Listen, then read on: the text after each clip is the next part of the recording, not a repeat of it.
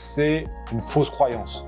Est-ce qu'il y a des niches magiques? Est-ce qu'on a des produits winners? Proposer des marchepieds adaptés aux personnes à mobilité réduite avec des rampes d'accès. Ah bah tiens, elle est là, ma fameuse rampe. Une peur qui doit t'enlever, c'est que le prix est secondaire. Ça dépend de ton offre.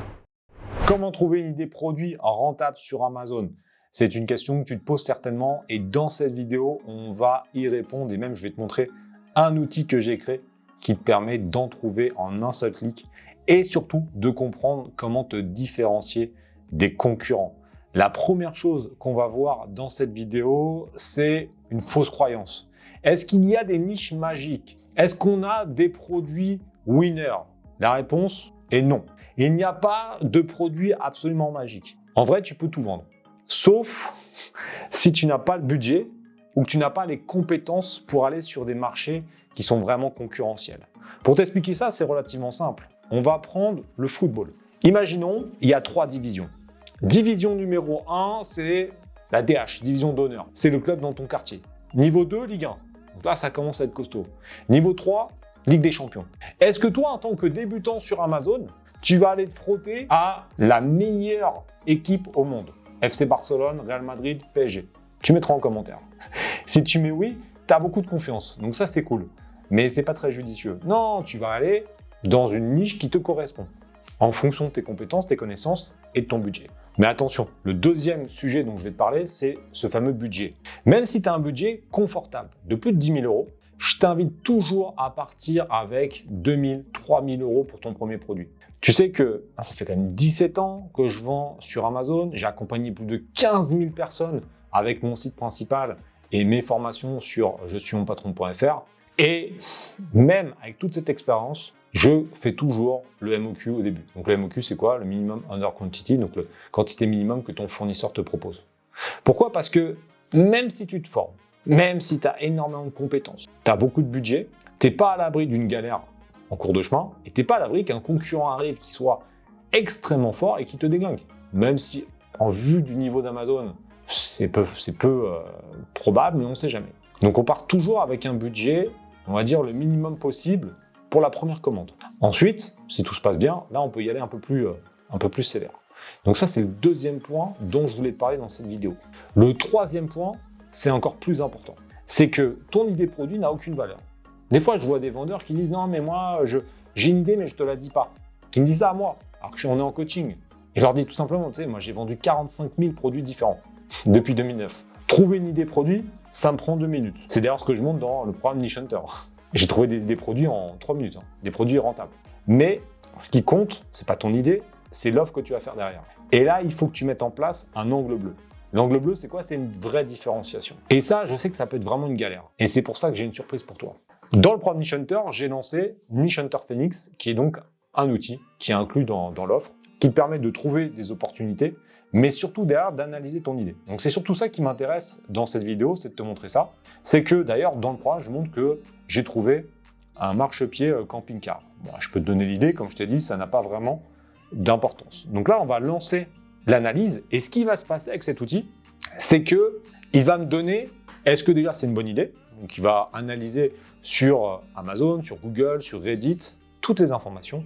Mais là où c'est ultra puissant, et c'est là où il faut maîtriser l'IA grâce à un outil comme ça, c'est qu'il va me donner des points de différenciation.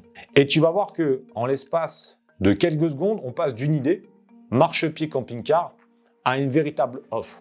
Est-ce que cette offre-là, elle va être rentable à vendre sur Amazon? J'en sais rien.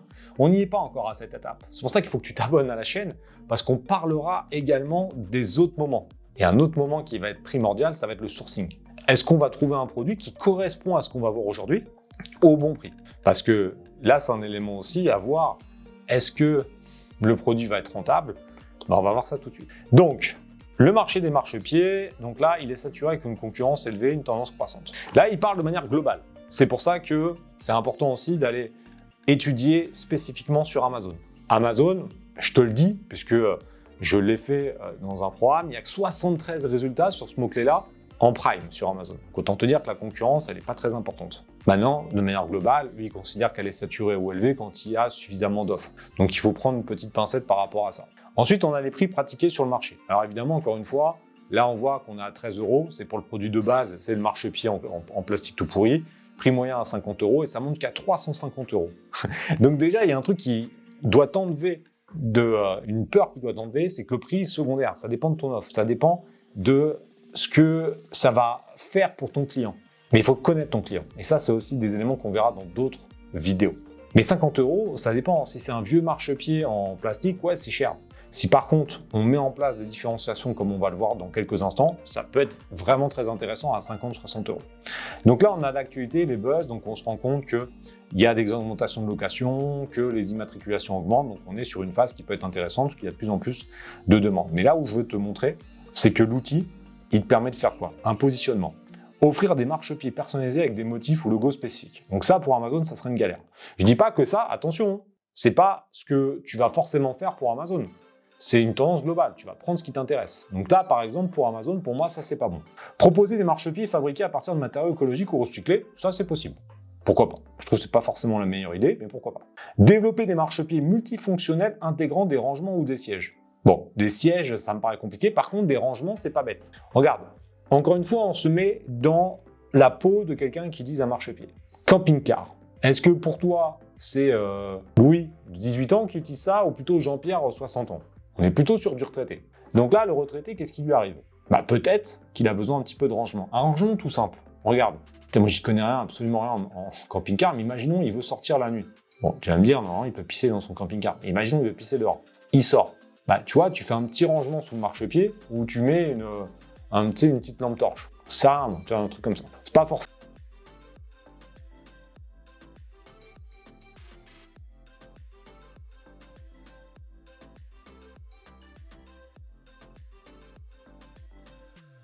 Tu mets une lampe torche en dessous avec un truc de rangement, ça mange pas de pain. Par contre, ça peut lui éviter de tomber. Donc là, tu joues sur le côté besoin.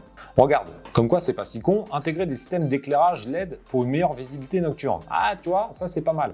Tu vois, par exemple, ça. Moi, j'avais une idée, c'était par exemple, on passe tout de suite dans une gamme un peu plus haute, mais d'avoir une rampe. Tu as le marchepied avec une rampe, tu sais, pour monter. Ça, je trouve que c'est vraiment pas con. Sur Amazon, j'en ai vu qu'un. Donc ça, c'est vraiment pas bête. Concevoir des marchepieds antidérapants. Et ça, d'ailleurs, on l'a vu dans le programme Niche Hunter, c'est un élément que les gens recherchent. Donc ça, c'est ultra puissant. Développer des modèles pliables ou rétractables pour un gain de place, donc ça c'est pas mal. Cible, proposer des marchepieds adaptés aux personnes à mobilité réduite, avec des rampes d'accès. Ah bah tiens, elle est là, ma fameuse rampe. Développer des modèles légers et compacts pour les jeunes voyageurs ou les familles avec enfants. Offrir des marchepieds haut de gamme pour les camping-cars de luxe. Ah, ça c'est aussi intéressant pour les trucs un peu plus de luxe. Bundle, c'est vrai que moi je suis un grand fan des bundles, mais pas des bundles n'importe comment, tu vois. Créer des packs incluant le marchepied, une housse de protection et des produits d'entretien. C'est vrai que la housse de protection, c'est pas bête non plus. Plein de trucs. Proposer des offres groupées avec d'autres accessoires de camping-car, ça je l'ai déjà dit, offrir des réductions, puis après le design, collaborer avec des designers, bon, là, tu t'emballes un petit peu. Résumé de tout ça, trouver une idée produit, c'est pas compliqué en soi. Tu vas partir dans l'optique de choses qui existent déjà, tu vas regarder ce qui t'intéresse. Il y a une option sur Amazon qui s'appelle opportunité de croissance, je t'invite à la regarder. Tu vas pouvoir trouver des mots-clés et tu vas pouvoir ensuite dérouler tout ça. Et en plus, avec l'outil comme Niche Hunter Phoenix, ça te permet d'aller beaucoup plus loin. Mais n'oublie pas une chose, c'est que si tu ne fais rien, il ne se passera rien. Donc c'est pas parce que tu as une idée que tout de suite, tu as quelqu'un qui va frapper chez toi et qui va dire « Oh, c'est génial, j'ai investi, je vais tout faire pour toi et tu vas prendre des dividendes et tu vas prendre des revenus. » Non, ça va être à toi de passer à l'action. Ça va être à toi d'avancer. Donc déjà, ce que tu peux faire, c'est de rejoindre gratuitement la communauté AMZ Booster. Tu as le lien directement en description. On peut parler ensemble et on peut déjà avancer sur ton sujet.